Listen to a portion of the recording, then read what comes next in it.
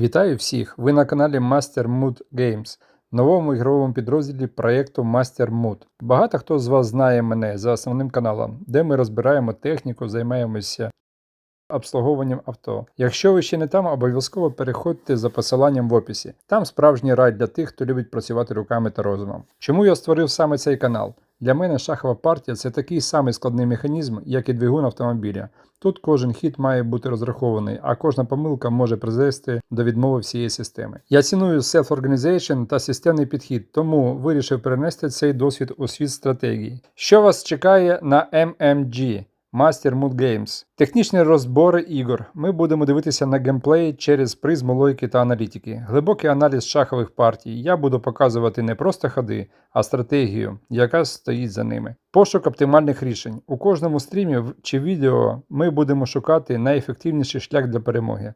Якщо вам близький такий підхід, прямо зараз тисніть вподобайку під цим відео та підписуйтесь на канал. Це найкраща підтримка для старту нового проєкту. А тепер переходимо до аналізу партії, де кожна жертва коня змінила все. Поїхали!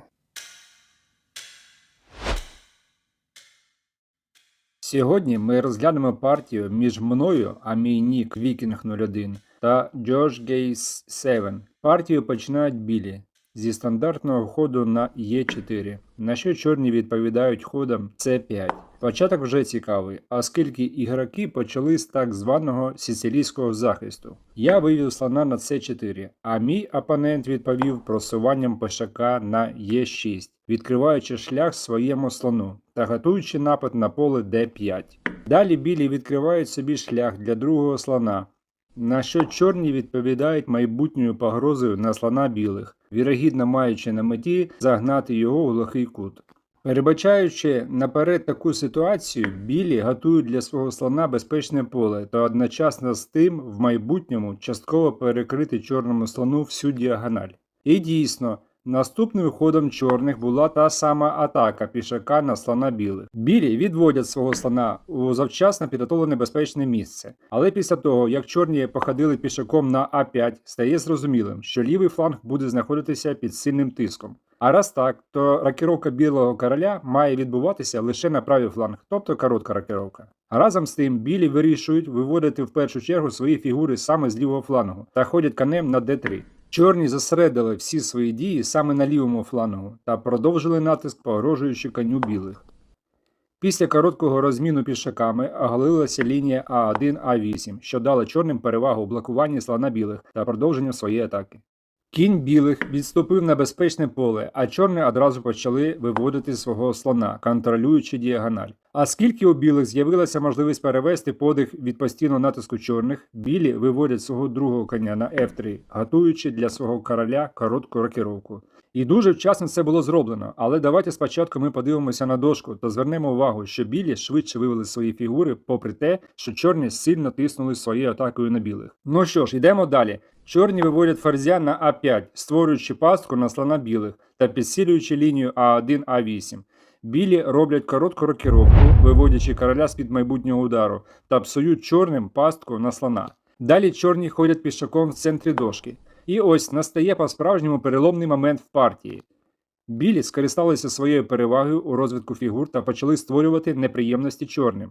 Хід коня білих на G5 по праву можна вважати стрімким рухом до перемоги. А оцінюючи загрозу, яка може відбутися, чорні повертають ферзя на D8, вірогідно намагаючись створити додатковий захист у центрі та правому флангу. Поставте на паузу відео в цьому місці та подумайте, який би ви зробили хід білими для загострення гри. Чи бачите ви тут початок перемоги білих? А ми повертаємося до аналізу гри, де білі розпочинають низку сміливих ходів з атаки коня на пішака F7. Здавалося, що цей ход є необдумним та ризикованим. Згадайте, як на початку цього відео я вже казав, що жертва коня врешті-решт змінила хід партії. Оскільки чорні не відчувають наближення будь-якої загрози, король атакує коня білих. Однак білі не зупиняються на жертві коня та продовжують загострювати гру. Слон білих атакує пішака чорних та оголошує шах королю. Чорні і в цей раз атакують своїм королем фігури білих та знімають з дошки слона білих. Білі йдуть на розмін турами по лінії А1-А8. На дошці стає помітнішим, що чорні мають повну перевагу у фігурах. Білі, не звертаючи увагу на ослаблення своїх фігур, виводять коня на F4, оголошуючи черговий шах королю. У короля чорних залишаються 4 поля для відступу, і вони обирають для відходу Е7. Мабуть, це не найкраще рішення чорних, оскільки кінь білих знову наздоганяє короля та оголошує йому шах втретє. Чорні передбачали такий хід і тому атакували білого коня слоном. І якщо ви зараз подивитеся на дошку, навряд чи у вас ще будуть сумніви в тому, хто переможе в цій партії. Залишаючись у меншості, білі наголошують своїм слоном черговий шах королю чорних. Чорні реагують спокійно, оскільки кількості фігур вистачає для прикриття короля, а у разі можливого розміну фігурами зроблять це не вагаючись. Білі атакують пішаком слона чорних, поступово вирівнюючи шанси та відкриваючи лінію для єдиної своєї тури. Чорні підтягують ближче до короля коня, намагаючись підсилити центр дошки. А як би ви походили в даному випадку, граючи за чорних? Білі оголошують шах королю ферзем. Кінь чорних закриває короля від шаху. Пішак білих в цьому разі, не вагаючись довго, зв'язує коня чорних. Чорні підтягують ближче ферзя, відкриваючи своєму королю більше можливостей для відступу. Білі обмінюють свого пішака на коня чорних. Чудовий обмін, але до перемоги ще треба працювати. Отже, білі підтягують туру на F5, на цей раз зв'язуючи пішака чорних. Чорні намагаються контратакувати білих, оскільки ситуація стає дебільше напруженою.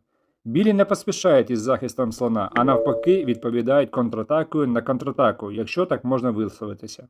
Ось тут, на мій погляд, чорні допускають велику помилку. Походив королем на F7. Можливо, ви бачите кращий хід королем чорних. Білі не в змозі безпечно продовжувати атаку, тому відводять слона з-під удару. Чорні не витрачають даремно час та створюють загрозу турі білих. Білі знову зв'язують коня чорних, відвевши туру з-під атаки. Чорні намагаються не зменшувати темпів і атакують слоном пішака білих, оголошуючи шах королю.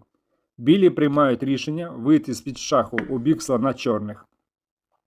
Чорні атакують слона білих з метою перенесення загострення гри подалі від свого короля.